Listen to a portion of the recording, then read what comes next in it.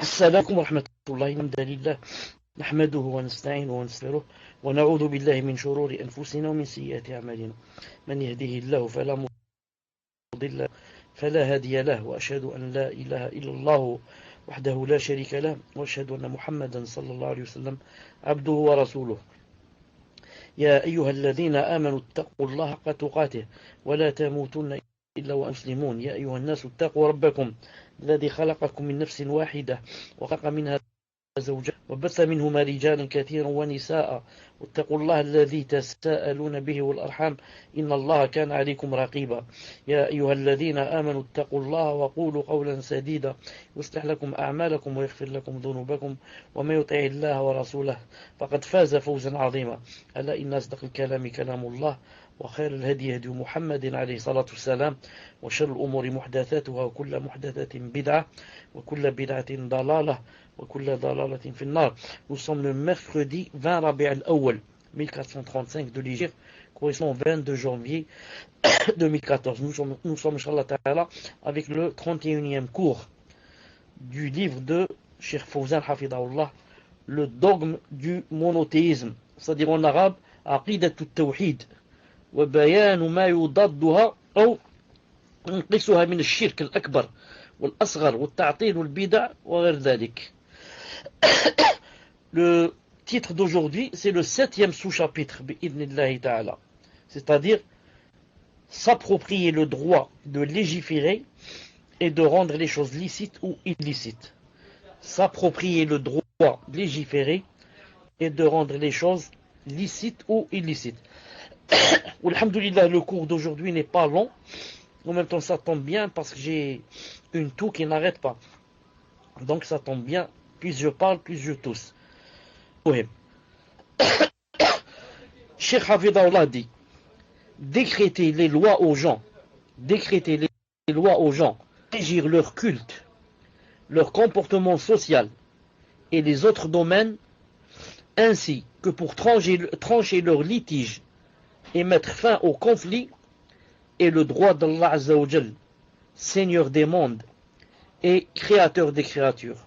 Je répète, décréter les lois aux gens pour régir leur culte, leur comportement social, les autres domaines, ainsi que pour trancher leurs litiges et mettre fin au conflit, est le droit d'Allah Azza wa Jal, Seigneur des hommes et Créateur des créatures.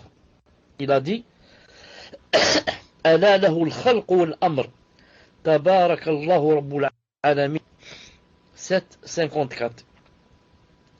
La création et le commandement n'appartiennent qu'à lui.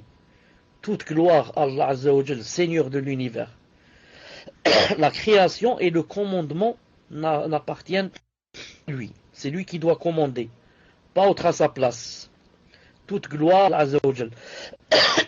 Il a dit cela après avoir dit,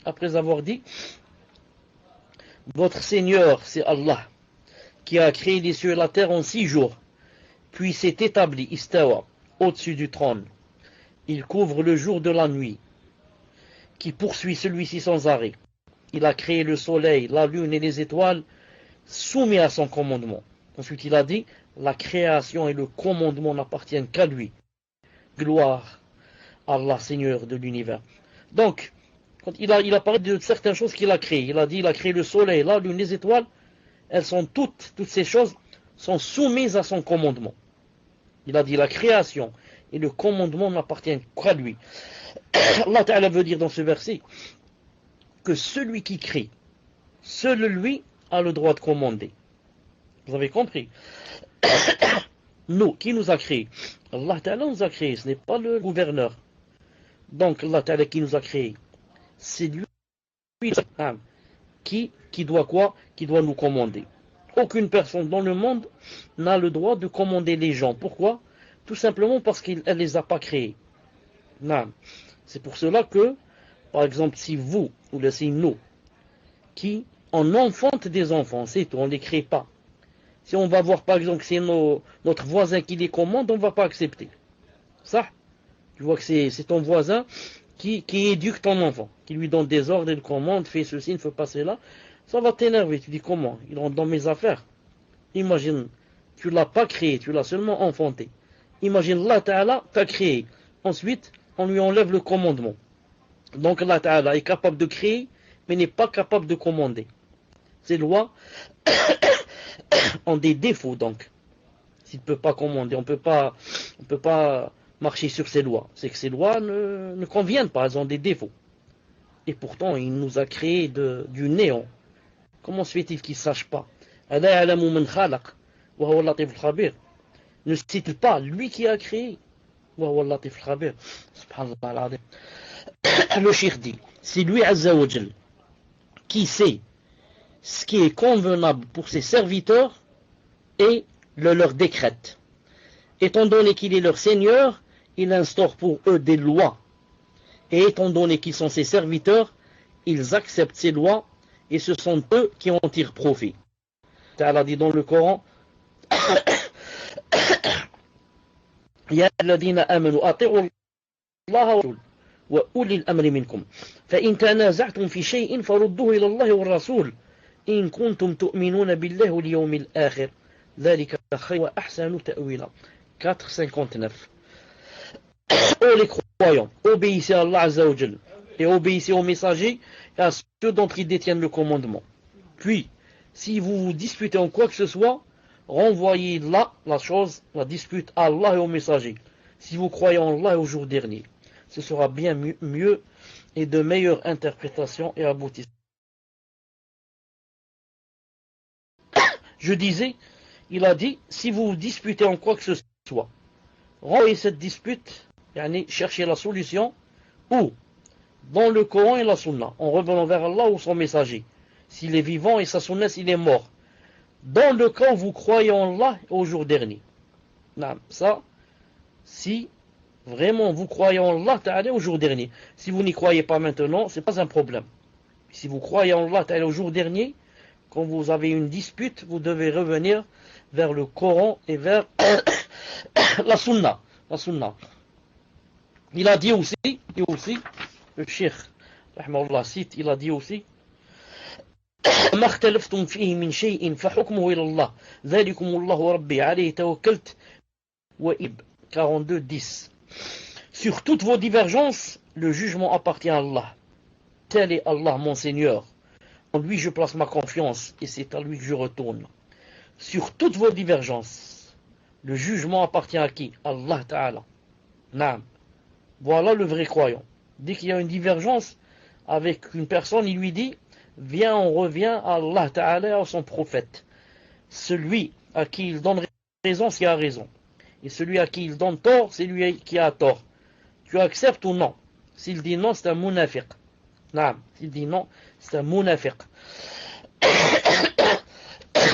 Le cheikh dit, et il a blâmé le fait que ses serviteurs prennent un autre législateur en dehors de lui. Il a blâmé le fait que ses serviteurs prennent un autre législateur en dehors de lui. Lorsqu'il a dit dans le Coran, Am lahum shuraka ou shara'u lahum min ad-din ma lam ya'dam bihi Allah 42:21. Ou bien aurait-il des associés à Allah Ta'ala qui auraient établi pour eux des lois religieuses qu'Allah n'a jamais permises? Bien sûr, ce n'est pas une question pour avoir la réponse, car Allah Ta'ala ne connaît pas la réponse. Mais c'est une question qu'on appelle réprobatrice, pour blâmer quelqu'un. Quand tu dis à l'enfant, tu dis, tu savais pas que c'est l'heure de la prière? Tu savais pas? Ça ne veut pas dire que tu lui poses la question, mais pour lui dire que c'est une chose qu'on sait. Tu lui dis, il a dit, ou bien, aurait-il des associés à Allah qui auraient établi pour eux des lois religieuses n'a jamais permises? Ensuite, il a dit, Cheikh, Hafidallah dit, par conséquent, celui qui accepte une législation autre que celle d'Allah Azza wa Jal, lui donne des associés. Et tout culte qui n'est pas établi par Allah ou son messager Muhammad est une innovation. Et toute innovation est égarement. Je répète, par conséquent, Cheikh Fawzan dit par conséquent, celui qui accepte une législation autre que celle d'Allah Azza wa Jal, lui donne des associés. Et tout culte qui n'est pas établi par Allah Ta'ala ou son messager Mohammed alayhi salam est une innovation. Et toute innovation est égarement. Remarquez bien qu'est-ce qu'il a dit. Tout culte qui n'est pas établi par Allah et son messager est une innovation. Tout culte. Il n'a pas dit tout dans la vie courante, non. Tout culte qui n'a pas le dalil dans le Coran et la Sunna, c'est un égarement. À cause du prophète, du hadith du prophète, sallallahu alayhi wa sallam.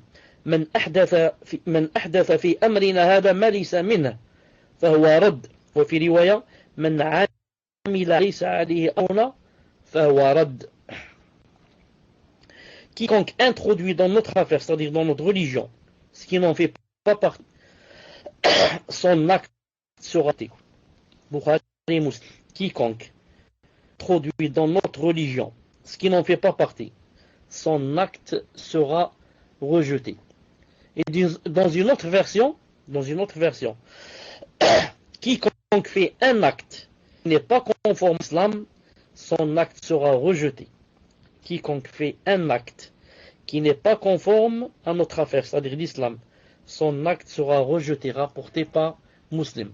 Cheikh Fawzan Hafidahullah dit, il faut savoir également que tout ce que Allah Azza wa Jalla n'ont pas légiféré en ce qui concerne la politique et le jugement entre les gens, et le jugement de Tarout et de l'époque de l'ignorance. Car Allah Ta'ala dit dans le Coran, أَفَحُكْمَ الْجَاهِلِيَّةِ يَبْغُونَ وَمَنْ أَحْسَنُ مِنَ اللَّهِ حُكْمًا لِقَوْمٍ يُوقِنُونَ 5.50.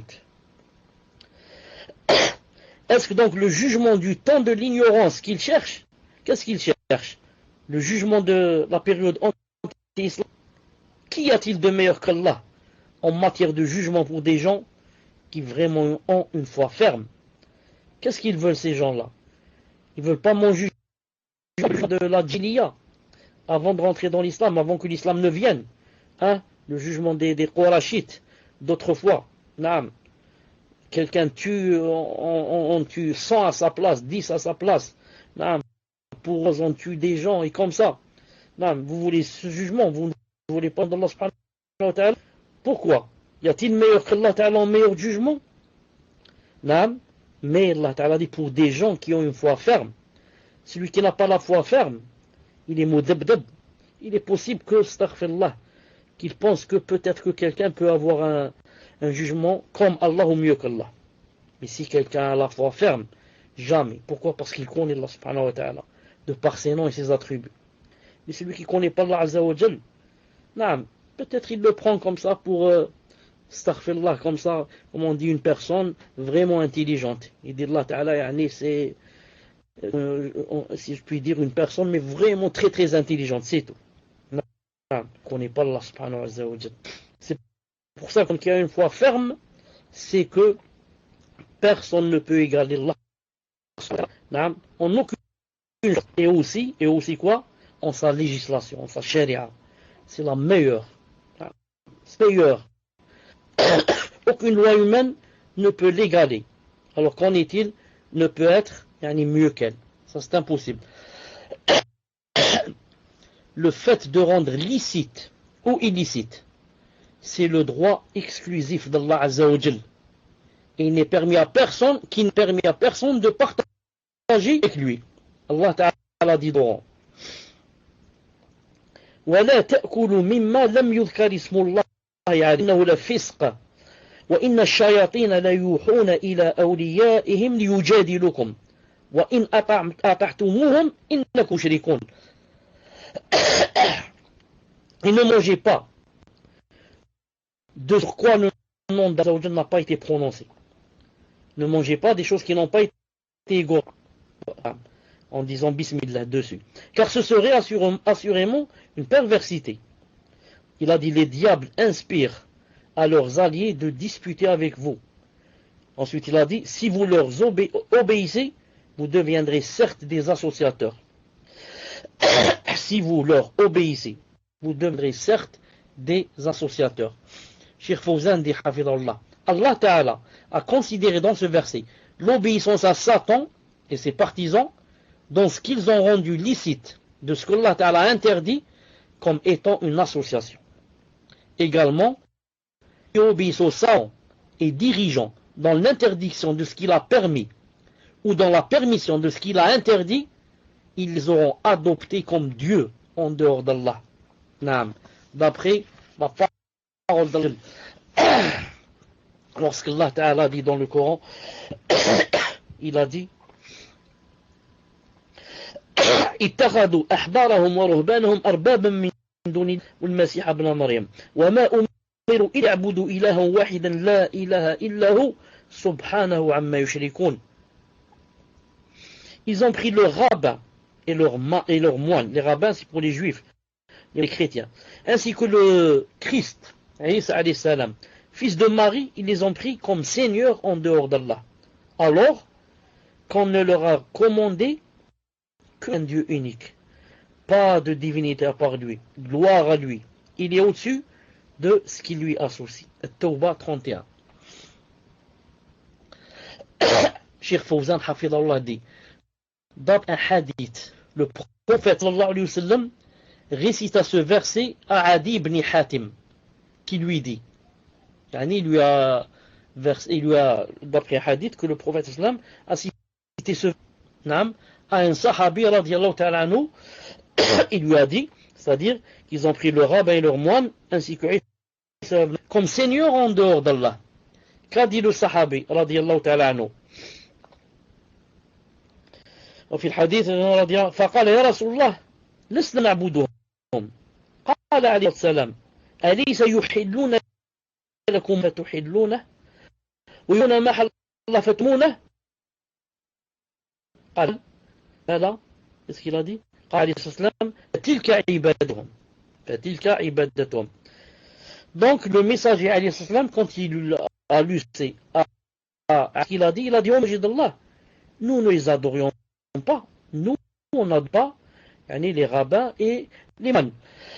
Il lui a dit sallallahu alayhi wa sallam, ne rendait-il pas licite pour vous ce qu'Allah Ta'ala a interdit illicite? Ne rendait-il pas illicite pour vous ce qu'Allah Ta'ala a permis et vous le rendiez illicite? Qu'est-ce qu'a répondu le sahabi? Il a dit si. Alors le prophète sallam a dit telle est leur adoration. Par Sahih Sunan Tirmidhi de Cheikh Al-Albani, telle est leur adoration.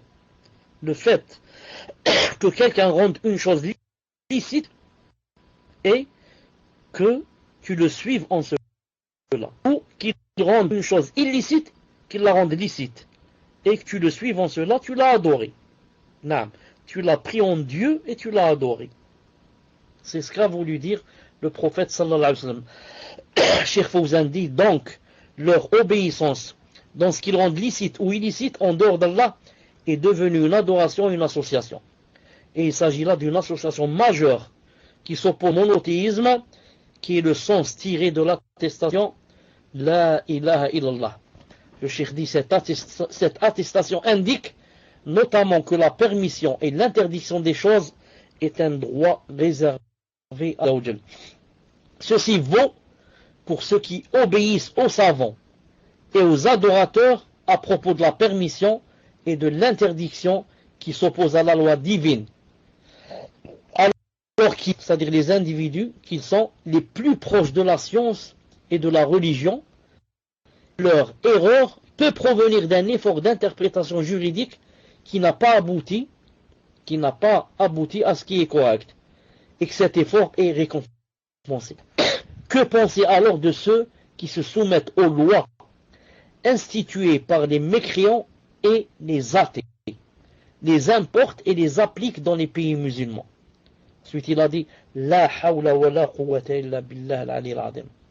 Il a dit certes, une telle personne prend les mécréants comme seigneur en dehors d'Allah, qui établissent pour lui des lois, lui permettent licite et juge entre les gens.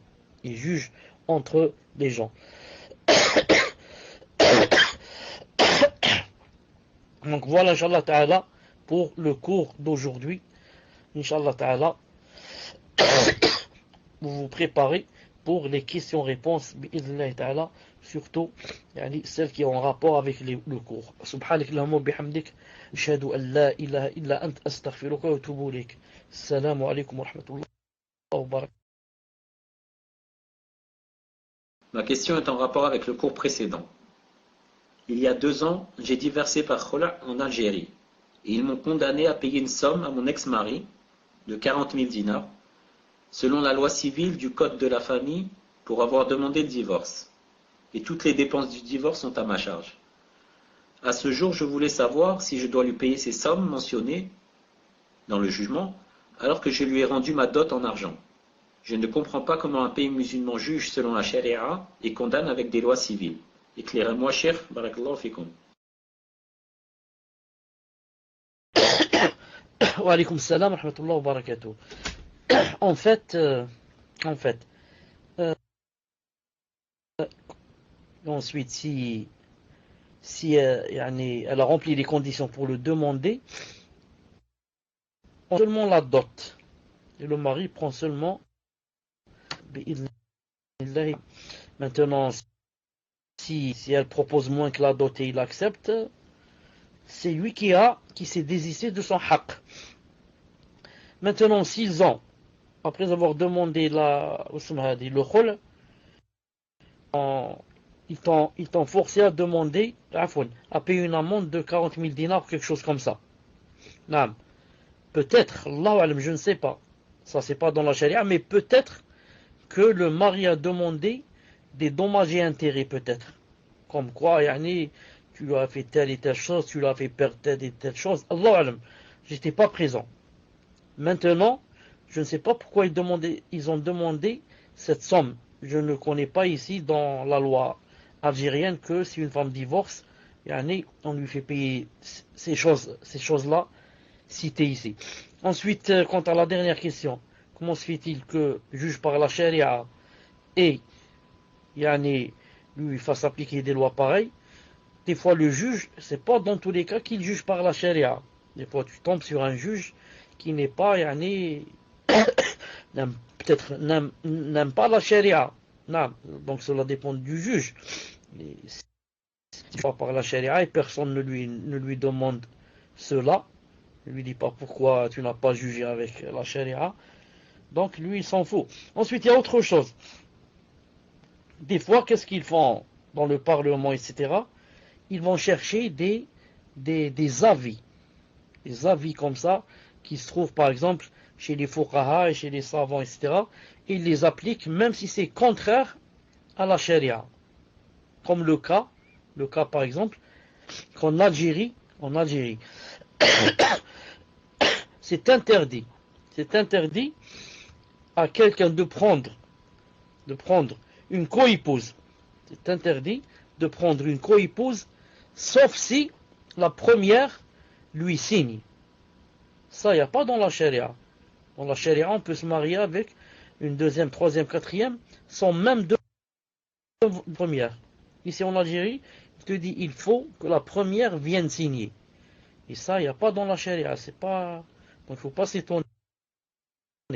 Qui n'existe pas dans la charia du tout, ou alors qui sont basés sur des avis juridiques, comme le cas de, par exemple en Algérie, c'est permis à la femme de marier son tuteur.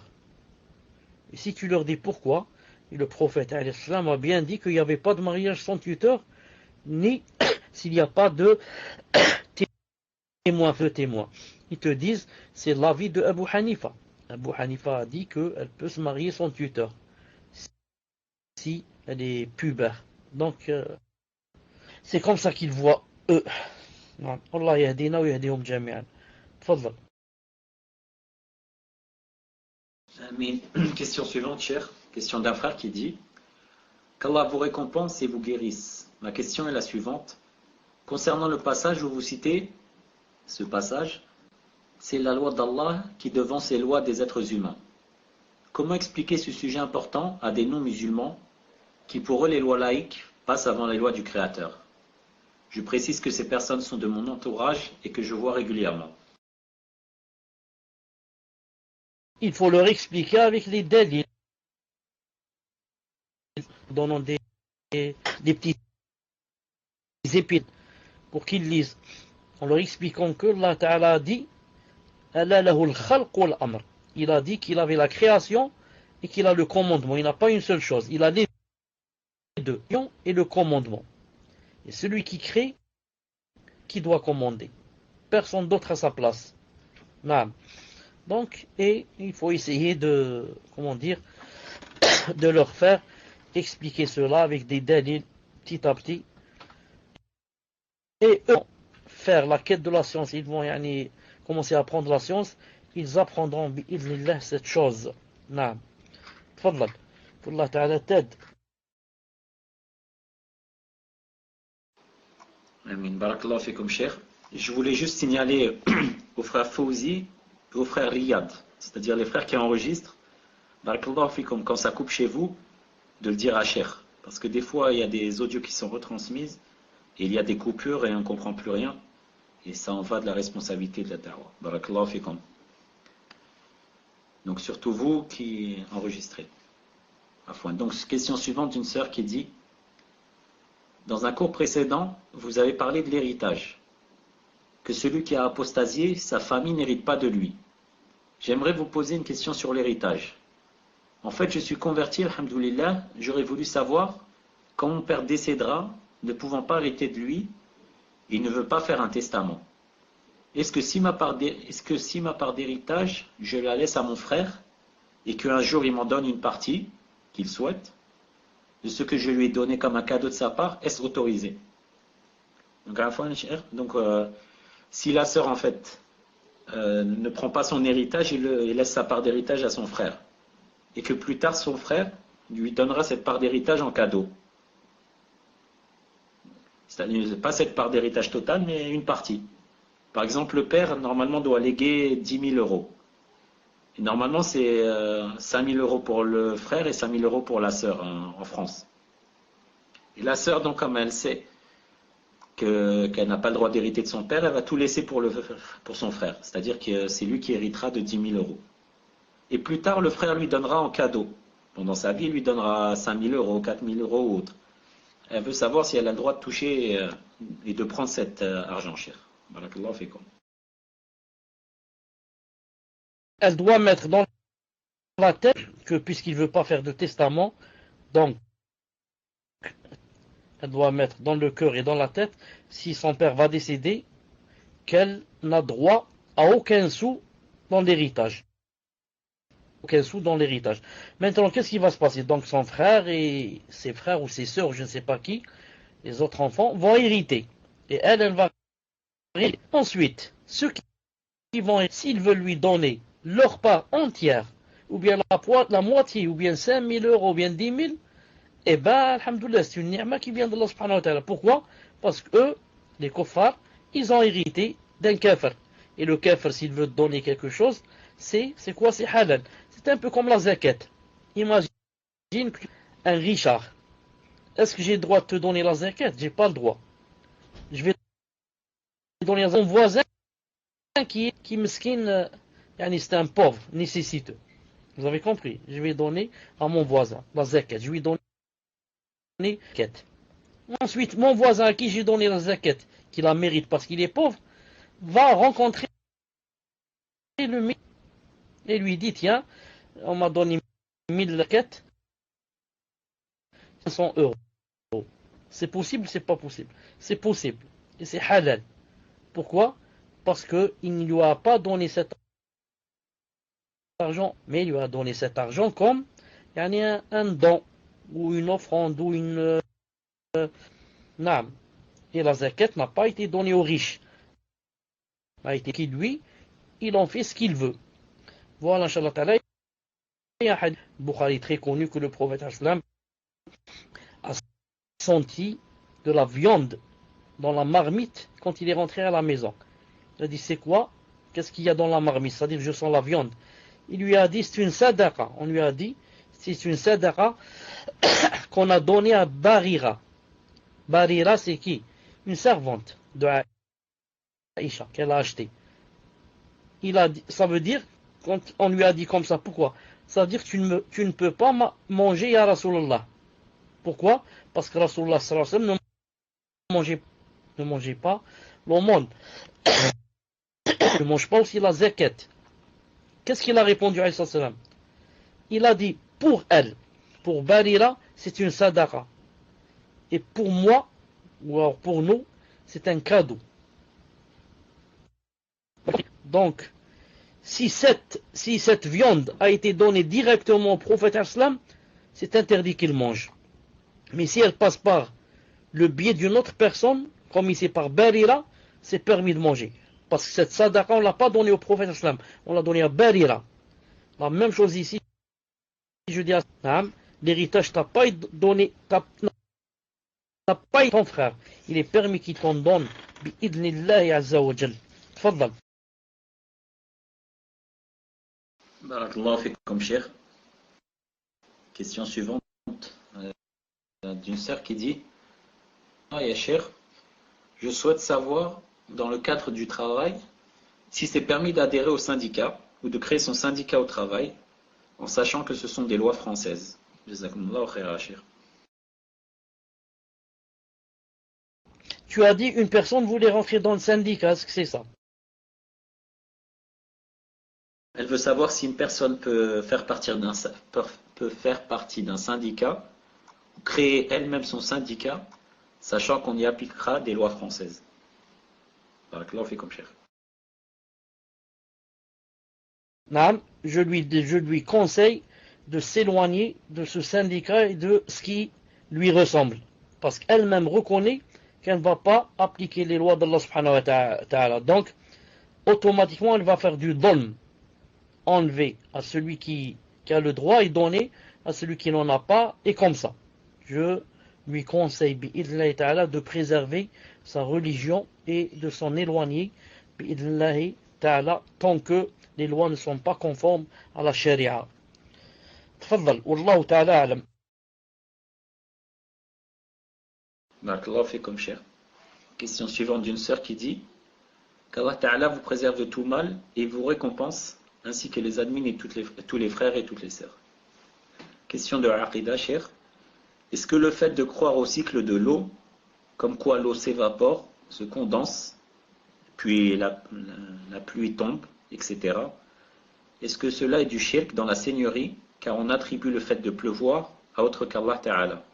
Ou peut-on croire à cela, tout en sachant que ce cycle n'est qu'une cause, et que c'est Allah Ta'ala qui met les effets dans ces causes, en faisant descendre la pluie? Jazakumullahu khairan, cher.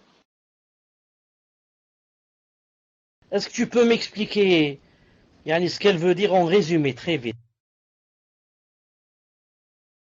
Naam, cher. Elle veut dire, est-ce que par exemple pour la pluie, si on dit qu'il y a un cycle, par exemple l'eau s'évapore, il y a le nuage qui vient, ensuite ça se condense, etc. Est-ce qu'on fait du shirk dans la seigneurie, car on pense que l'eau vient parce qu'il y a le nuage, et que si ce n'est pas le nuage, peut-être qu'il n'y aurait pas d'eau, etc. C'est-à-dire qu'il y a tout un cycle. Ou est-ce qu'on peut quand même croire qu'il y a un cycle, si on sait que c'est Allah Ta'ala qui fait qu'il y a ce cycle, et que ce ne sont que des causes. Donc le nuage, c'est qu'une cause, etc. Donc Allah fait comme cher.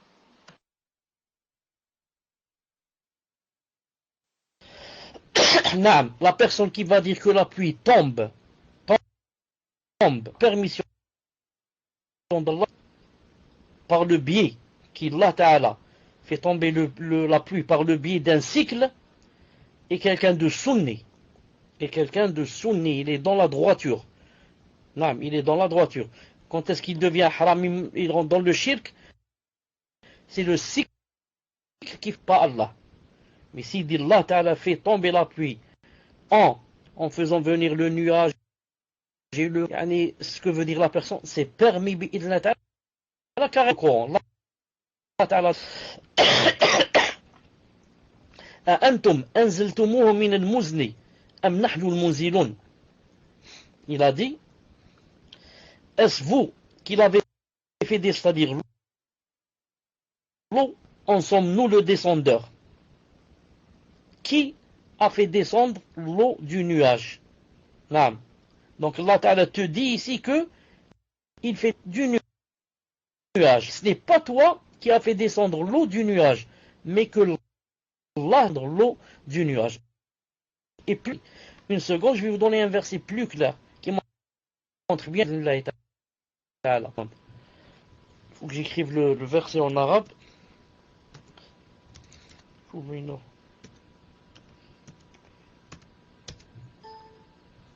Regarde, très clair.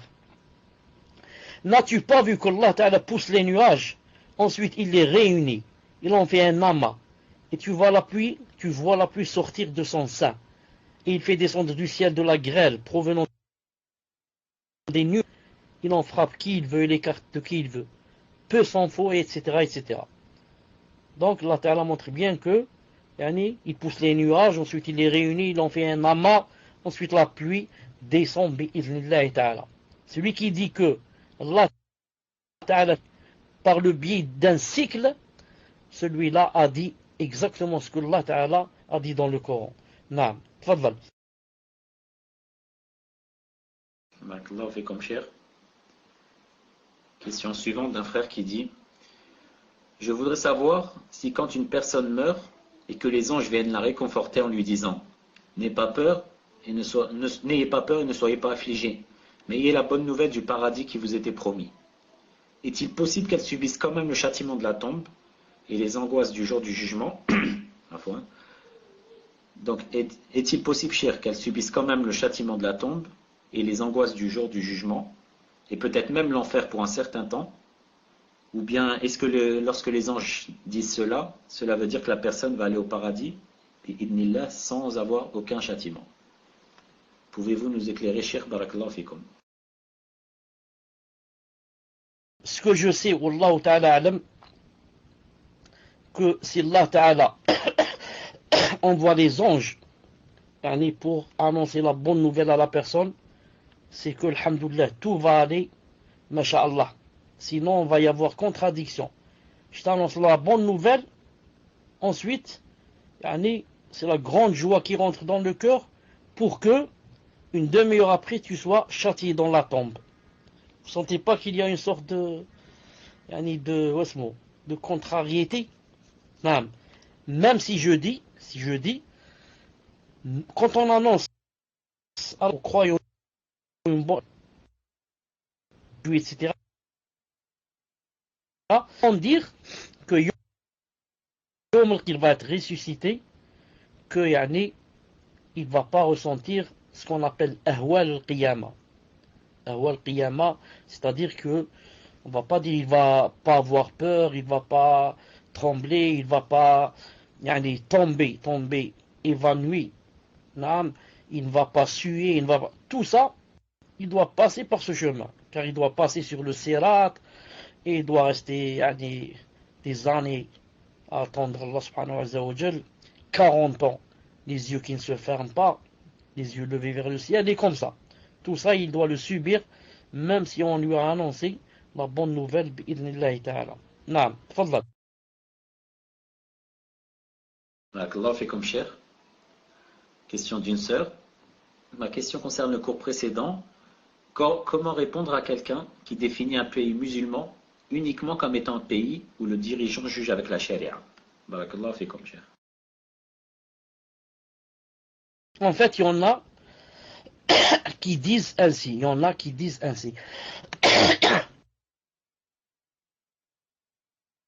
Non, si maintenant, celui qui ne juge pas avec les lois d'Allah subhanahu wa ta'ala, celui qui ne juge pas avec les lois d'Allah azza wa jal,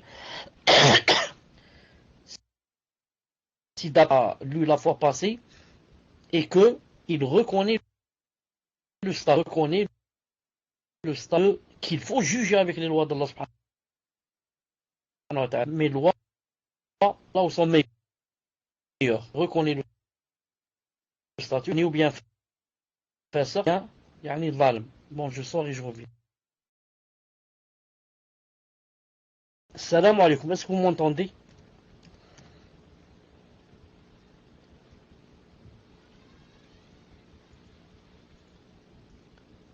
Alhamdulillah, parce que apparemment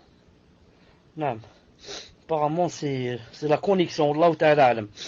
Donc je disais que il y a des gens qui disent comme ça, que tant qu'il n'y a pas la charia, c'est pas un pays musulman. Pas des gens, il y a même des savants qui disent comme ça. Et d'autres qui disent non, on regarde le peuple. Donc certains s'y commandent avec la charia, d'autres on dit on regarde le peuple, si la plupart sont des musulmans. On revient au dars passé. On a vu que le fait de juger de ne pas juger avec les lois d'Allah se divisait en trois. Il est ou bien kafir, ou bien pervers, ou bien injuste. Naam. Et j'ai dit la fois passée, ce qui est très important, l'essentiel, c'est surtout moi. Est-ce que je juge avant de regarder le gouverneur? Comme ça, Allah Ta'ala dit, et quiconque ne juge pas. Il ne parlait pas seulement du gouverneur. Il a dit quiconque ne juge pas. Il est kafir, injuste ou pervers. Donc occupe-toi d'abord de ta personne. Yom al-Qiyamah, tu ne seras pas questionné sur le gouverneur. Tu seras questionné sur ta personne. Est-ce que tu juges toi avec les lois d'Allah subhanahu wa ta'ala?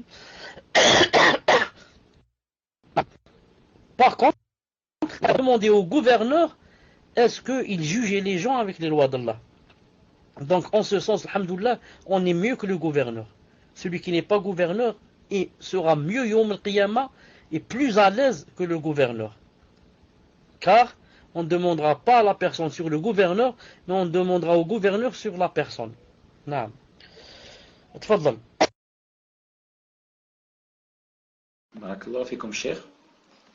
La question suivante concerne des livres, cher. Une sœur dit, par rapport à la question précédente, qu'elle conseille le livre Ar-Ruh de Ibn al-Qayyim, rahimahullah. Et je voulais savoir ce que vous disiez par rapport à ça, cher. Et une autre sœur demande quels sont les livres, cher, que vous conseillez pour Tawhid, pour le débutant et pour celui qui est un peu plus évolué au niveau de la science. Donc c'était la question par rapport aux anges, etc. La sœur dit qu'elle conseille le livre Ar-Ruh, donc l'âme de Ibn al-Qayyim al-Jawziyya, rahimahullah. Et donc je voulais savoir si vous aussi vous le conseillez, cher. Et d'autre part, une sœur demande quel livre conseillez-vous pour At-Tawhid, que ce soit pour le débutant ou pour celui qui est un peu plus évolué au niveau de la science, cher. Barakallahu fikum. Wa alaykum salam. Pour le livre Ar-Ruh de Ibn al-Qayyim, il n'est pas conseillé, surtout pour un débutant. Pour la bonne raison que les savants eux-mêmes divergent. Est-ce que c'est vraiment Ibn al-Qayyim qui a écrit ce livre ou pas? Jusqu'à présent, il y a divergence entre les savants. Est-ce que c'est vraiment Ibn al-Qayyim qui a écrit ça ou pas? Pourquoi? Parce qu'à l'intérieur, il y a des choses qui ne sont pas conformes à la charia. Ils ont dit c'est étonnant que Ibn al-Qayyim fasse des fautes pareilles. Et lui, Allah ibarak la montagne de science dans la Aqida. Regardez son livre Sawa'iq al-Mursala, al-Jahmiya et les autres. Comment, pour prouver seulement que Allah Ta'ala est au-dessus du trône, il cite, je crois, 90 dalil du Coran et de la Sunna.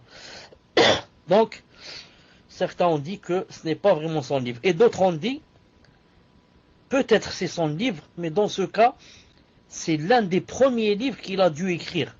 Quand il était jeune et il demandait toujours de la science. Vous avez compris, quelqu'un qui est débutant dans la science, et dans ses débuts, il va essayer d'écrire un livre. Ils ont dit comme ça, peut-être, il l'a écrit dans le début de sa vie, quand il commençait à demander de la science. Donc, c'est un livre qu'il ne faut pas lire, surtout pour un débutant. Et si quelqu'un, après, Allah Ta'ala lui a ouvert les portes de la science, et il veut lire, pour savoir, par exemple, les fautes qui se trouvent dans ce livre, comme ça, pour les corriger et les éviter, etc. Ma'alish. Ensuite, les livres avec lesquels on doit commencer, c'est comme vous savez, on commence par Thalathat Usul, si c'est possible. Thalathat Usul, que vous appelez chez vous les trois fondements. Alors en fait, son vrai nom, c'est les fondements 3. Thalathat Usul, c'est pas l'Usul Thalatha. Ma'alish. Il a été propagé sous ce nom. Ensuite, par exemple, القواعد الأربعة les 4 règles كشف الشبهات المسائل الجاهلية. Ensuite il faut passer au livre où il y a les noms et les attributs. Dans les livres où j'ai cité il n'y a pas ça, les noms et les attributs. On commence par Kitab Tawhid, le dogme du monothéisme, celui-là de Cheikh Fawzan. Les livres de Cheikh bin Uthaymin, Lum'at al-I'tiqad. Il a un petit livre qui s'appelle Al-Sunnah ou Al-Jama'a. Il a le substantifique du credo. Ensuite, si on veut un peu élever le niveau, on va passer par exemple l'Aqida Tahawiyya. Et avant cela, l'Aqida al-Wasitiyya. Ensuite, Tahawiyya, Safariniyya. Ensuite, les livres de Ibn Taymiyyah dans l'Aqida, Tadmuriyya, et les autres. Al-Muhim, les livres connus de Al-Sunnah ou Jama'a. De lire un livre qui appartient aux gens de la bid'a, c'est tout. Non, tfadlal. Barakallahu fikum, cher. Question suivante d'un frère qui dit Sheikhuna, shafakumullah, la best tahol inshallah. Certains de nos chouyours, lorsqu'ils citent des sectes déviées, les qualifient de Ahl-Sunnah. Et d'autres, lorsqu'ils citent Ahl-Sunnah, ils décrivent seulement les salafis. Comment réunir entre ces deux paroles, cher? Car Ahl-Bida joue en cela pour se faire passer pour Ahl-Sunnah, Al-Salafiyun, hafidakumullah ya cher. J'ai pas compris comment, lorsqu'il a dit certains de nos chouyours, en citant les gens de la bid'a, les cite comme quoi ce sont les gens de Al-Sunnah. Est-ce qu'il peut donner un exemple à cette phrase et nous citer quelqu'un des savants qui, en parlant des gens de la bid'a, a dit que c'était des gens de la Sunnah? Tfadlal. Naam, Cheikh, en attendant que le frère contacte Fawzi. Donc, Achis, tu peux contacter Fawzi pour nous apporter les précisions. La question suivante d'un frère qui dit Cheikh, qu'Allah vous accorde le plus haut degré du paradis. Il n'y avait qu'une seule question, Cheikh. Il n'y avait qu'une seule question. Donc, question sur la fin. Il a juste dit comment réunir entre ces deux paroles, car Ahl-Bida joue sur cela pour se faire passer pour Ahl-Sunnah. Donc il n'y a qu'une seule question, cher, et qui dépend de la première. Avant cela, il dit certains de nos chouyours, lorsqu'ils citent des sectes déviées, les qualifient de Ahl-Sunnah. Et d'autres, lorsqu'ils citent Ahl-Sunnah, ils décrivent seulement par Salafi. Ils décrivent seulement les Salafis. Donc il y en a qui, dans Ahl-Sunnah, ne parlent que des Salafis. Et d'autres dans Ahl-Sunnah, ils rentrent d'autres sectes déviées. Donc il veut savoir comment réunir entre ces deux paroles. C'était ça sa question, cher. Il n'y a rien d'autre à part cela. Donc je passe à la question du frère en attendant, Inch'Allah. Cher. Question suivante. Donc la question suivante est Yashir, qu'Allah vous accorde le plus haut degré du paradis, qu'il ouvre le cœur de tous les musulmans afin de nous faire mourir en tant que musulmans. Donc sa question est la suivante, cher. Les élections municipales approchent en France. Donc ils vont élire les maires. Qu'en est-il sur notre droit de voter? Avons-nous le droit de voter pour un tel ou un tel, sachant que la France n'est pas dirigée par des musulmans? Barakallahu fikum, cher. Pour le vote, on en a parlé plusieurs fois. On avait dit que certains le permettaient dans la Darura et d'autres ne le permettaient pas, comme Cheikh Muqbil rahimahullah et beaucoup d'autres. Et que celui qui peut s'en éloigner, c'est meilleur pour son din. Celui qui s'éloigne du vote, c'est meilleur pour son din bi'idhnillah subhanahu wa ta'ala. Ensuite, écoutez cette question qu'on a posée à Cheikh Ubayd al-Jabiri, hafidahullah. Quand je termine de lire ce qu'il a dit, je vous donne le lien. Et c'est dommage que ce fichier, je ne l'ai pas traduit. Je n'ai pas eu le temps nécessaire. Mais je vais vous traduire une traduction simultanée. Je lis en arabe et je traduis en français directement. En ce sens. Sinon, à la fin, je vous enverrai le lien du fichier pour le lire en arabe. On lui a dit, Sheikhana al-Fadil, c'est-à-dire Cheikh Ubayd al-Jabiri, al-Ba'd min talabat al-ilm indana. Certains des les étudiants de sciences chez nous. ينقل عنكم, rapporte de vous, في هذه الأيام, en ces jours-ci, فتوى في جواز النصيحة للمختلفين. Une fatwa que c'est permis de donner nasiha aux, يعني, à ceux qui divergent. فنرجو من فضيلتكم تعيين قائمة أو شخص بعينه وجواز الترشيح. Non, عفوا, attendez. Ça c'est un peu décalé. Fatwa fi jawaz. Jawaz, c'est pas jawaz nasiha. Certains rapportent de vous que il y a une fatwa de vous en la permission de quoi? Ta'yin qa'ima. Ou shakhs bi'ayni wa jawaz tarshih. Que d'après vous, c'est permis de choisir une liste ou bien de désigner quelqu'un qui va quoi? Yatarashah. Comment on dit yatarashah en français? C'est-à-dire, rappelez-moi, comment on dit yatarashah en français? Il va se présenter. Voilà, se présenter dans la liste. C'est-à-dire, il se présente pour voter, pour qu'on vote sur lui. Il y a mieux que se présenter. Il y a un verbe qui est mieux que se présenter.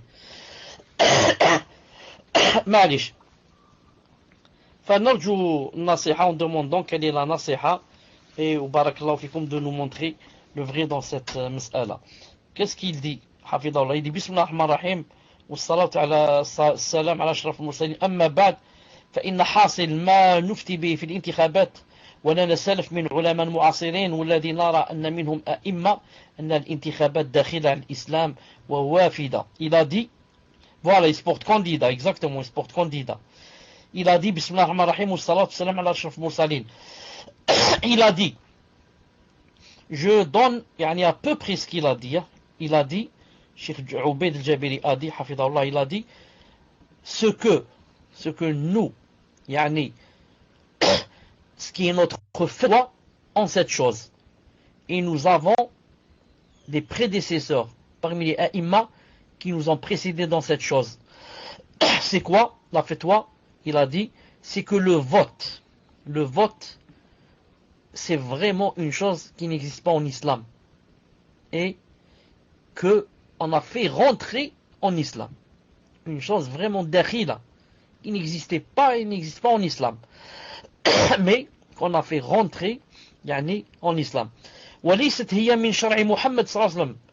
Et le vote n'existe pas dans la charia de Muhammad sallallahu alayhi wa sallam. ولهذا فإنه يقتصر في دخولها والتصويت فيها على حد ما. C'est pour cela, écoutez bien ce qu'il dit, c'est pour cela que, question de vote, on doit vraiment se restreindre à ce qui est seulement darura, contrainte, à ce qui est vraiment darura. C'est-à-dire, le vote, c'est pas, comme ça en général, on va dire, oui, c'est permis. Non, il a dit vraiment, on va se suffire de la darura. فإذا خشي, écoutez bien, فإذا خشي أهل الإسلام والسنة أن يفوز علماني أو رافضي أو شيوعي بمنصب رئاسي. Il a dit, c'est maintenant les gens de la sunna ont peur que va gagner dans le vote quelqu'un qui est ilmani. Par exemple, comment on dit ilmani? Quelqu'un qui laïque, ou bien rafidi, chiite, rafidi, ou bien shuyu'i, communiste. C'est lui qui va réussir dans le poste du président. تترتب عليه مصالح المسلمين. نعم, au poste de président qui bien sûr va en découler les intérêts des musulmans. وكان ينافسه رجل آخر. Et maintenant ce libéraliste ou bien ce shuyu'i, ce rafidi, maintenant il y a un autre qui va quoi? Qui va ينافسه. ينافسه, c'est-à-dire le concurrencer. Et maintenant, il a dit, il y a un autre qui va le concurrencer. كان ينافسه رجل آخر يؤمن بالإسلام. Et celui qui va le concurrencer, on espère de lui l'intérêt de l'islam, وأهله, et les gens de l'islam. Il a dit, فإنهم يصوتون لصالح هذا الذي يغلب على ظنهم. Il a dit, donc, dans ce cas, il vote. Il a dit il vote pour ceux qui, il espère en lui qu'il va rapporter quelque intérêt pour l'islam ou les musulmans. Ou bien s'ils sont sûrs que il va sa réussite va porter intérêt à l'islam et aux musulmans. Il a dit ou bien il espère, ou bien ils sont sûrs. Il a dit à la fin, donc le fait de rentrer dans les votes, amr darouri, c'est quelque chose qui rentre dans la contrainte. On mustar ilayh, ou bien vraiment on accepte cette solution. Et sa base, ce n'est pas la permission. Alors qu'en est-il pour ceux qui disent c'est obligatoire? Il a dit ça n'existe pas. Il a dit voilà ce dont j'adore Allah Ta'ala en donnant cette fatwa. C'est-à-dire que le vote n'existe pas en islam.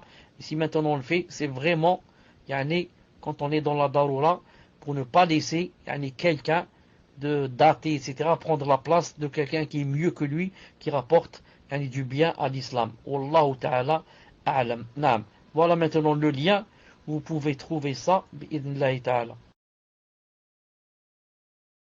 Donc j'espère avoir répondu à la question de la personne et que ce n'est pas moi qui ai répondu, mais Cheikh Ubaid, hafidhahullah ta'ala, Ubaid al-Jabiri. Tfadlal.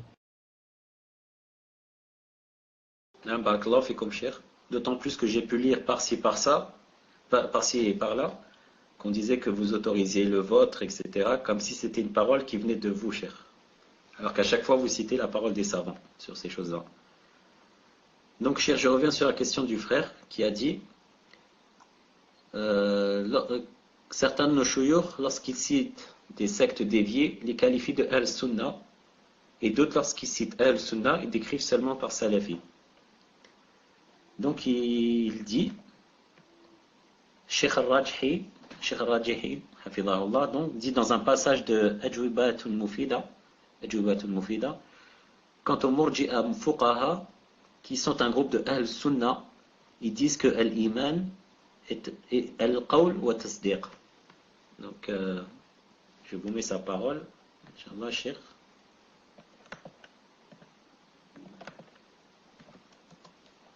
Si vous pouvez nous éclairer dessus. Barakallahu fikum, Cheikh. Le fait donc que certains savants disent en ce qui concerne des sectes égarées qu'elles sont de Al-Sunnah. Naam, c'est très important de savoir ce que je vais dire, Inch'Allah Ta'ala, maintenant, et que vous pouvez lire, vous pouvez trouver ça dans les livres des savants, comme le livre par exemple de Sharh Tahawiyya, du savant Salah al-Sheikh, hafidhahullah Ta'ala. Al-Muhim. Quand on dit Ahl-Sunnah, ce terme-là, Ahl-Sunnah, ça se divise en deux. Des fois, on veut dire par Ahl-Sunnah les gens qui sont contre, qui se contredisent, c'est-à-dire c'est le contraire de quoi? Des Rawafid et des Chiites. Quand on dit X fait partie de Ahl-Sunnah, ça veut dire par là qu'on veut dire qu'il n'est pas un Rafidite, ni un Chiite. Ça, on dit Ahl-Sunnah. On dit X, par exemple, fait partie de Ahl-Sunnah. Ça veut dire, qu'est-ce qu'on veut dire par là? Il n'est pas Rafidi. Par contre, Y fait partie des Rafidites. Il ne fait pas partie de Ahl-Sunnah. Et des fois, on veut dire par Ahl-Sunnah quelque chose de plus restreint. On veut dire par là Salaf, Al-Sunnah wal Jama'a.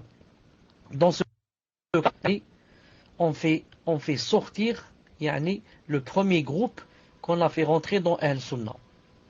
Donc on peut faire partie de Al-Sunnah sans faire partie de Al-Sunnah ou Al-Jama'a au sens restreint. Ça, il faut bien le noter. Naam. C'est pour ça qu'on dit Murji'atul Fuqaha. On parle même de certains savants qui sont tombés dans cette faute-là. Ils sont Al-Sunnah. Ils sont ni Rawafid ni rien. Mais ils ne rentrent pas vraiment dans le sens restreint. C'est pour ça que si tu parles des Ash'ira, tu dis qu'ils font partie de Al-Sunnah, Si tu veux dire par là que ce ne sont pas des rawafid, mais ne font pas partie de Al-Sunnah ou Al-Jama'a dans le sens restreint, parce que ils quoi? Ils n'attestent que 7 attributs. Et ils ont tous les autres attributs. Comment quelqu'un peut-il faire partie de Al-Sunnah ou Al-Jama'a s'il interprète maintenant tous les attributs et n'en retient que 7? C'est pas possible.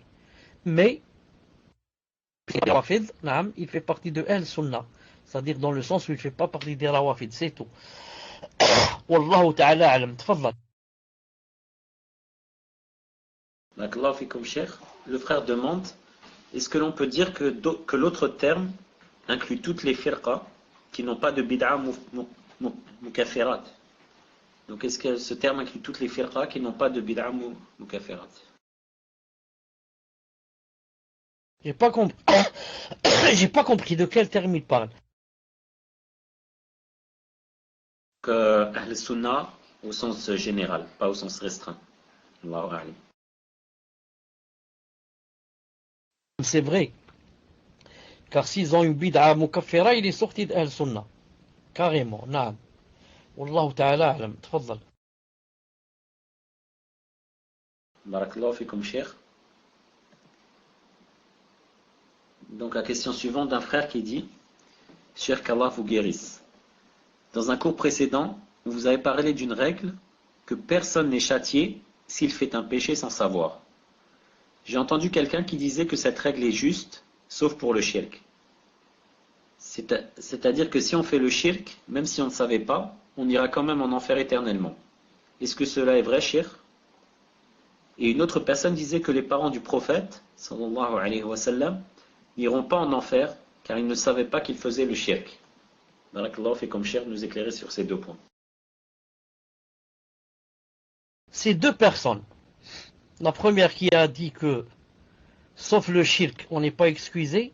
Et la deuxième qui a dit que les parents du prophète al-Islam sont excusés, même s'ils sont fait, parce qu'ils ne savaient pas. Les 2 sont dans l'erreur. Les 2 sont dans l'erreur. Naam. Je reviens, je dis pour la première personne, qu'il nous donne une preuve, que cette personne nous donne une preuve où Allah Ta'ala ou son prophète alayhi salam n'ont pas pardonné à quelqu'un qui a fait du shirk par erreur. Qui nous donne une seule preuve où il leur a dit vous serez en enfer, même s'ils ne savaient pas. Une seule preuve, on lui dit barakallahu fik.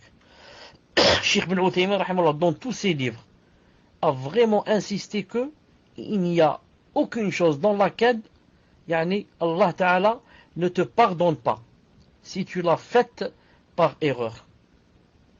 Rabbana la tu'akhidna in nasina aw akhta'na. Allah Ta'ala dit qad fa'alt, j'ai fait.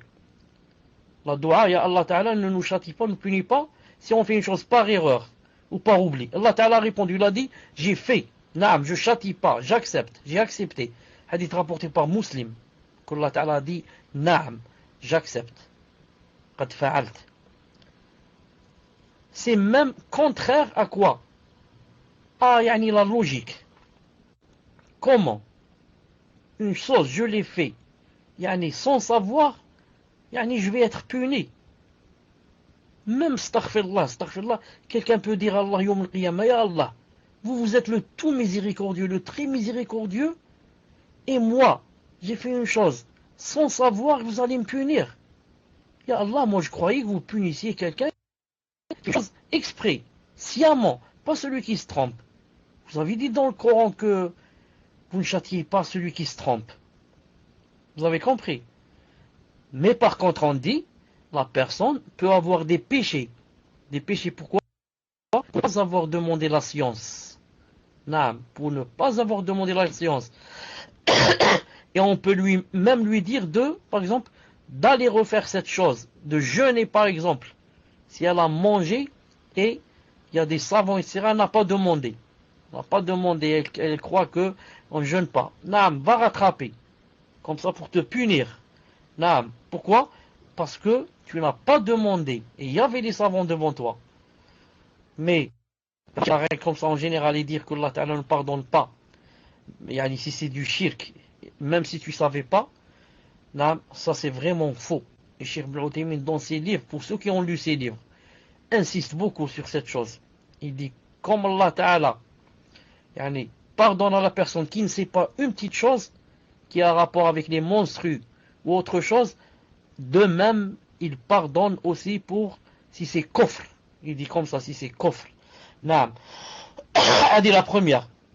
Pour la deuxième, qui a dit que les parents du prophète, il va leur pardonner car ils ne savaient pas, cette personne se trompe aussi. Les parents du prophète sallallahu alayhi wa sallam étaient quoi? Des Arabes. Des Arabes. Et les Arabes, ils suivent qui? Le dîn de Ibrahim alayhi salam. Et son fils Ismaïl.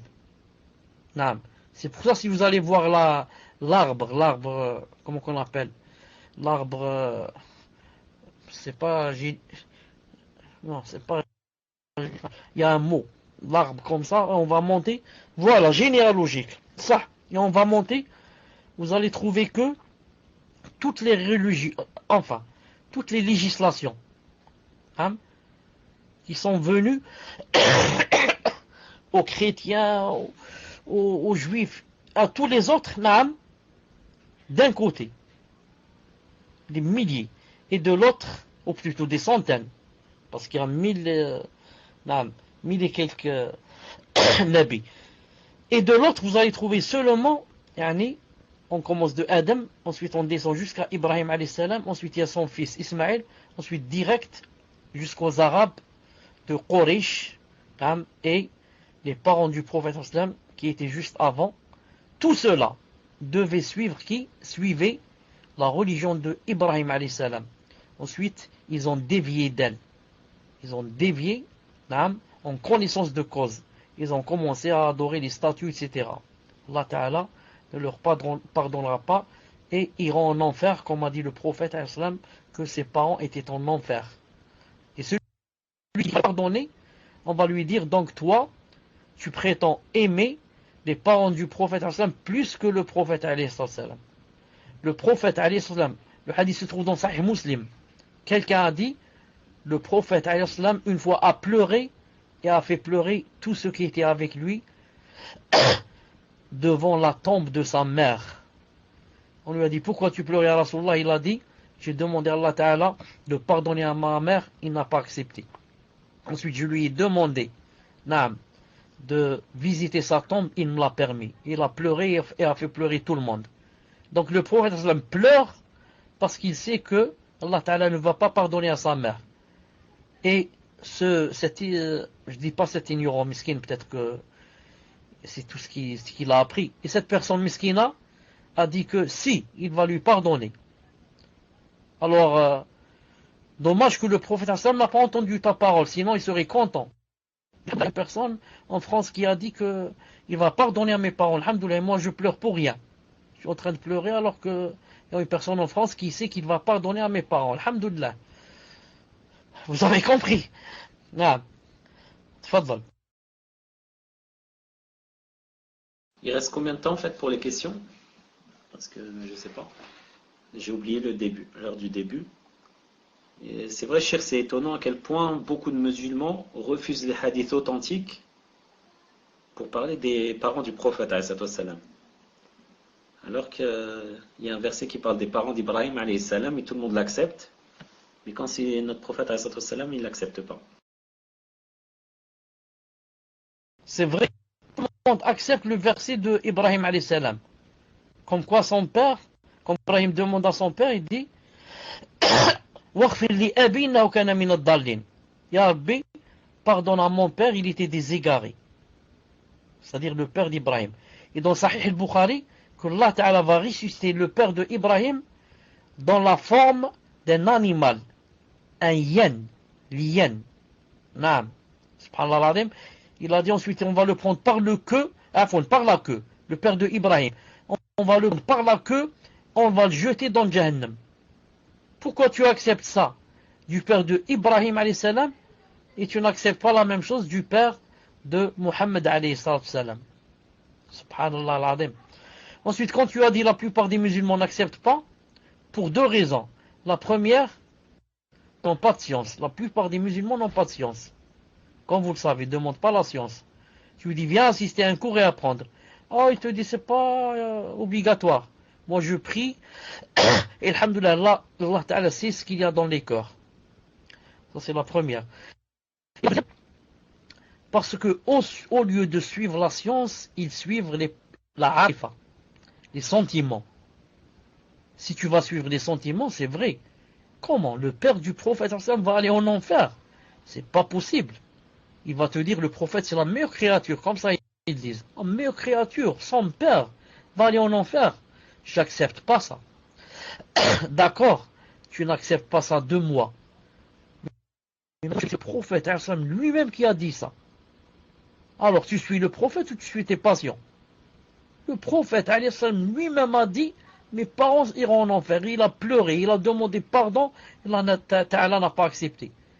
Donc, le vrai musulman, le vrai croyant, c'est celui qui délaisse ses passions de côté et dit, Ya Rasulallah, c'est toi qui dis que tes parents sont en enfer. Le hadith se trouve dans Sahih Muslim. Khlas, Ya Rasulallah, j'accepte. Je t'entends et je t'obéis. Tes parents seront en enfer. Naam. Qaddar Allah ma shafa'a. Tfadlal. Alors, question suivante, question d'un frère. Cher, qu'Allah vous récompense, ainsi que tous ceux qui nous écoutent. Ma question concerne le fait de suivre un savant dans son erreur. Est-ce considéré comme du shirk si la personne voit la vie du savant comme bonne? Barakallahu fikum. Tfadal, cher. Tu as dit, est-ce que c'est considéré comme shirk si la personne voit la vie du savant comme bonne? J'ai pas compris ce que ça veut dire voix, yani comme bonne réponse. S'il voit yani dans son cœur, ça lui paraît que l'avis du savant est un avis yani accepté. Dans ce cas, il est excusé. Il a suivi un savant. Allah Ta'ala dit, suivez les savants si vous ne savez pas. Donc, si dans son cœur, il a dit c'est ce savant qui a raison, il a pris de son avis, il est excusé. Mais maintenant le problème, si dans son cœur, il a senti que le savant est dans la faute, et il l'a suivi, dans ce cas, il a fait un péché. Il a fait un péché. Pourquoi? Parce que aucune personne n'a le droit de suivre une personne qui est dans le péché, qui est dans l'erreur, afwan, si elle sait qu'elle est dans l'erreur. Aucune personne n'a le droit de suivre quelqu'un quand on sait qu'il est dans l'erreur. Mais si maintenant, dans mon cœur, j'ai ressenti et j'ai cru qu'il n'était pas dans l'erreur ce savant. Voilà, la question est contradictoire. C'est ce que j'allais te dire. Quand j'ai pris le micro, j'allais te dire il y a contradiction dans la question. Tant que, pour toi, ce savant a raison, tu as lu ses délits et il t'a paru qu'il était dans le vrai, maintenant tu peux le suivre et même s'il se trompe, tu es excusé toi. Non, tu n'as pas de péché. Mais si par contre tu sais qu'il est dans le faux et tu le suis, tu auras des péchés. Dans la dernière question, Inch'Allah. Non, mes chers, par rapport à cette question-là qui vient d'être lue, en effet, parce qu'il dit, ma question concerne le fait de suivre un savant dans son erreur. Est-ce considéré comme du shirk si la personne voit la vie du savant comme bonne? Juste avant, il parle de l'erreur du savant. Donc si le savant il a fait une erreur, et que le frère sait qu'il a fait une erreur, il peut pas derrière estimer que l'erreur elle est bonne. Puisque l'erreur forcément elle est mauvaise. Donc ça, la question est contradictoire. Tfadal, cher. Sauf si elle veut dire que, elle veut dire par là que elle sait que le savant est d'or, mais sa réponse est bonne dans le sens où bon, yani ça avec les patients, c'est-à-dire ça me convient, elle est bonne pour moi, ça me convient, c'est ce que je veux. Peut-être qu'elle pense comme ça. Si elle pense comme ça aussi, ça c'est haram. Ça c'est haram. Tant que la personne est dans l'erreur, classe, je n'ai plus le droit de le suivre, ce savant. Voilà. Donc dernière question, cher. La personne dit qu'Allah vous récompense en bien pour la da'wah que vous faites au-delà des frontières. Subhanallah. Je voulais savoir comment avoir la croyance ferme sur le beau minhaj et la mettre en pratique. Barakallahu fikum, cher. Wallahu alam, c'est une sœur. Tfadal, cher. pour avoir la bonne croyance ferme sur le vrai minhaj, attention que tu lises des livres qui ne sont pas sur le vrai minhaj. Attention à ce que tu lises les livres des gens de la bid'a qui peuvent te faire rentrer des choubouettes dans ta tête et dans ton cœur. C'est pour cela que je te conseille de ne lire que les livres de Al-Sunnah al-Jama'a. Et que si on te faisait choisir entre deux choses, on te dit écoute, il n'y a pas de livre de Al-Sunnah al-Jama'a choisi. Ou bien tu lis rien, ou bien tu lis des livres qui ne sont pas Al-Sunnah al-Jama'a, choisis le rien. Dis-leur, donc je ne lis rien, je préfère rester comme ça. Car quand tu ne lis rien, tu es sur la fitra, tu es, alhamdoulilah, sur la prédisposition naturelle sur laquelle Allah Ta'ala t'a créé. Par contre, si tu vas lire les livres qui ne sont pas sur le minhaj, tu vas remplir ton cœur de bid'a et altérer la prédisposition naturelle sur laquelle Allah Ta'ala t'a créé. Donc je te conseille, tu veux être sur le minhaj, de ne lire que les livres des gens du minhaj et des grands savants. Et de ne jamais lire un livre que tu ne connais pas, jusqu'à ce que tu demandes à quelqu'un qui a de la science que penses-tu de tel et tel livre. Maintenant, si l'auteur du livre est connu comme étant quelqu'un de Al-Sunnah al-Jama'a, il n'y a pas de problème. Il ne peut écrire que des choses bénéfiques bi'idhnillahi ta'ala. Mais si tu ne connais pas l'auteur, ne galère pas, comme on dit, jusqu'à ce que tu demandes qui est cet auteur, que disent de lui des savants. La même chose pour les cours, que ça soit maintenant lire des livres ou écouter des cours. N'écoute pas n'importe qui, jusqu'à ce que tu sois sûr bi'idhnillahi ta'ala que cette personne est connue pour étant une personne qui le minhaj bi'idhnillahi ta'ala. Et elle dit comment, pour rester ferme et comment appliquer. Maintenant la personne, quand elle apprend des choses, qu'est-ce qu'elle va faire avec? D'abord elle apprend. Dans quelle niya? Elle apprend pour enlever, effacer le jahl et l'ignorance qu'elle a. C'est la première niya. Deuxièmement, elle apprend pour se rapprocher d'Allah subhanahu wa ta'ala. Car on se rapproche d'Allah ta'ala avec le ilm et l'adoration. L'adoration, on ne peut pas se rapprocher avec Allah ta'ala en faisant une adoration s'il n'y a pas d'ilm. Pourquoi? Car ça veut dire que peut-être tu es en train d'adorer Allah ta'ala avec des bid'ah. Pour adorer Allah Ta'ala, je dois l'adorer avec quelque chose qu'il a légiféré. Pour savoir que Allah Ta'ala a légiféré cette chose, je dois avoir de la science. Non, je ne peux pas inventer des choses et dire Allah Ta'ala les a légiférées. Mais je dois les apprendre, lire des choses. Mais apprendre que ça vient d'Allah Ta'ala et ça vient de son prophète. Maintenant que j'ai appris des choses, et je suis sûr qu'elle vient d'Allah Ta'ala et de son prophète, je vais commencer à les propager. Sinon, à quoi ça sert d'apprendre des choses si je ne les propage pas? Les propager. Quand je rencontre quelqu'un, quand je suis entre frères, entre sœurs, je dis voilà ce que j'ai entendu, voilà ce que j'ai lu, voilà ce que j'ai appris. Pour que les autres aussi apprennent et ça se propage et que tu aies des hasanat. Tu as été la cause que tel et tel sunnah s'est propagé, alhamdulillah. Tu as été la cause que tel bid'a a été effacé, alhamdulillah. Et toi tu le dis à une personne, cette personne-là va la dire à une autre, et l'autre à une autre, et ça va faire le tour du monde. Ça va faire peut-être le tour du monde, et ça va marcher. Celle-là va dire à l'autre, et l'autre à son fils, et son fils à son petit-fils, et ça va aller peut-être de génération en génération à cause de toi. À cause de toi, masha'Allah. Pourquoi tu as propagé bi'idhnillahi ta'ala. Comme a dit Allah ta'ala, wal 'asr innal insana la fi khusr. Allah ta'ala juré par salat al-'asr. On dit par le monde, que toute personne est dans la perdition. Sauf celle qui remplit 4 conditions. Illadhina amanu, les croyants. Wa 'amilu salihat. Croire ne suffit pas. Il faut faire les bonnes œuvres. Et ce sont entre conseillers quoi? Le haqq. Et ce sont conseiller quoi? La patience. Car quand tu veux montrer le haqq, tu vas avoir des fitnas. C'est pour ça que Allah Ta'ala a dit, après avoir cité le haqq, la propagation du haqq, il a dit, et doivent quoi? Patienter. Ce n'est pas facile comme ça de dire aux gens, Allah Ta'ala a dit, son prophète a dit, et on va te dire, Masha'Allah, tu es Masha'Allah, on va t'acheter des cadeaux et on t'aime. Non, on va te faire des mashakil. À la maison, tu vas dire, Allah Ta'ala a dit, son prophète a dit, on va dire terroriste, extrémiste, salafi, wahhabiste, je sais pas, tu nous as rapporté cette religion. Donc, tout ça, ce n'est pas nouveau pour toi. Tu dois savoir qu'on l'a dit à des prophètes avant toi.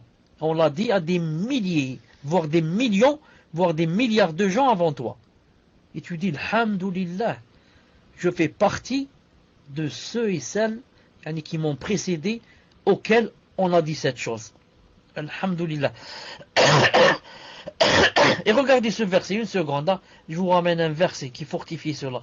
Regardez ce qu'a dit ici Allah Ta'ala. Ma yuqalu laka ila ma qadri linnas min qabl. Écoutez, hein. Ma yuqalu laka. Une seconde. Hein. Ma yuqalu laka. Yuqalu lak. Regardez ce verset. Il ne t'est dit que ce qui a été dit au messager avant toi. Ton Seigneur est certes détenteur du pardon et détenteur aussi d'une punition douloureuse. Le témoin, c'est quoi? Il ne t'est dit, il ne te sera dit que ce qui a été dit aux messagers avant toi. 124 000 messagers, 124 300 messagers t'ont précédé. Tout ce qu'on te dit, toi, il aura été dit avant toi. Vous êtes une chaîne, l'un derrière l'autre. Et toi, tu fais partie de cette chaîne, alhamdulillah. Au contraire, si tu fais la da'wah et on ne te dit rien, il faut dire, subhanallah, peut-être je suis dans le faux. Comment ça marche comme ça, 100%, il y a ni problème ni rien. Non, il faut qu'il y ait des problèmes. Les messagers, on leur a fait beaucoup de problèmes à cause de leur da'wah. Si tu vois que tu as des problèmes à la maison et dans la da'wah, entre parenthèses, il dit, alhamdulillah, je suis sur le vrai chemin, je demande à Allah Ta'ala de me donner la patience. C'est tout. Je sais qu'il y a une grande rétribution qui m'attend demain quand je meurs. Comme ça tu dis, Inch'Allah Ta'ala. Après cela, subhanahu wa ta'ala, nous aider, nous faire patienter, nous ouvrir ses portes et nous donner une issue stable. Et éloigner de nous toute fitna, tout malheur et guérir nos malades. Il n'a pas. Afwan cher, Shafakumullah, c'est juste par rapport à la question précédente, très rapidement, sur la personne qui posait la question sur le fait de suivre un savant qui fait une erreur. En fait, la question, donc la personne est bien consciente de l'erreur dans la rédaction, et elle demande en fait si on est conscient que le savant a fait une erreur, et que malgré cela, on le suit. Il voudrait savoir en fait si c'est un grand péché ou si c'est du shirk, le fait de le suivre dans l'erreur, tout en étant conscient. Tfadal cher. Comme ça peut être seulement un péché, si tu sais qu'il ne faut pas le suivre, tu la suis par, je ne sais pas, par compassion ou parce que ça convient à tes passions. Et comme ça peut être un shirk, si tu sais qu'il est dans l'erreur et tu préfères ce qu'il vient de dire, et ça fait toi, à la sharia d'Allah subhanahu wa ta'ala. Dans ce cas, ça rentre dans le shirk. Donc cela dépend de pourquoi je l'ai suivi, avec quelle intention. C'est pour cela que Cheikh Ben Uthaymin, dans le livre le Qawl Mufid, Sharh Kitab Tawhid, il a dit, comme ça en général, il a dit, en fait, chaque désobéissance à Allah Ta'ala, chaque péché, quand il y a une partie de shirk tu fais, c'est en quelque sorte un shirk. Pourquoi? Parce que quand tu fais un péché, ça veut dire que tu as délaissé l'obéissance d'Allah Azza wa Jal et a choisi ta désobéissance. En ce sens, c'est un shirk aussi. Comme Allah Ta'ala a dit cette chose. Et moi, je vais la faire. Donc, j'ai préféré mon nafs sur la sharia. Ça, J'ai donné prédomination à mes passions sur la charia qui m'interdit cette chose. En ce sens, c'est pour cela que je dis à cette personne, il faut voir pourquoi elle veut suivre celui-là. Est-ce qu'elle dit que c'est mieux que c'est la charia dans le shirk et dans le kufr? Mais si maintenant, juste parce que elle suit ses passions au-delà, ça peut être un péché et un grand, et ça peut être aussi un petit, d'après ce qu'elle a eu dans le cœur. Naam. Et ça, seul Allah subhanahu wa ta'ala le connaît. سبحانك اللهم وبحمدك أشهد أن لا ou le sait. سبحانك اللهم وبحمدك أشهد أن لا إله إلا أنت أستغفرك وأتوب إليك. On se rencontre samedi, Inch'Allah ta'ala. Fawzi, une seconde, j'ai besoin de salam alaikum wa rahmatullah.